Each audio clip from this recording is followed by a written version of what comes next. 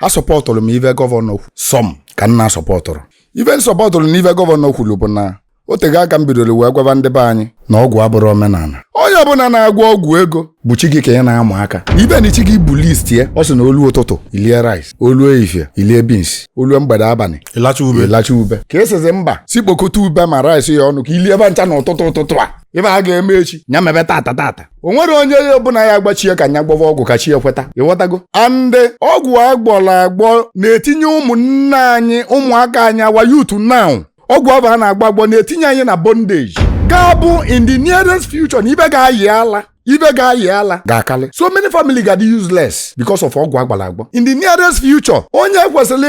kwesịrị ịbụ epila ga-abụzi okwute ga-etufu na main road maka na o nwezi ulu ọ ga-aba ọbụla akara wele mmadụ ọ dịga ka ngwaba ndị be anyị na ọgwụ agbọ bụrụ omenala anyị iche ime omenala wepụ ọgwụ onwe ndị nna agụ ya iche mana onwe ndị ọkachacha ewe iwe onwe ndị nna agụ ya iche ma ndị ji ekpọlụ biznes ọ na-ewefe iwe mgbe nna mụba na-eme omenala ebe edebere oke ite mgbe nna mụba na-eme omenala nwaanyị asaba na-ewukwe ịnụlụ maka nwaanyị asaba ị ma na reel na ọ bụrụ sọ nke ati na fim nwaanyị asaba a na-eje anwụalị ya ọ na-ewu ma nna m ejere ọnwụ ya kezi ka o esi bụrụ m ji anwụ ya mgbe nna mụba na-eme omenala enwelu ndị a na-akpọ onwere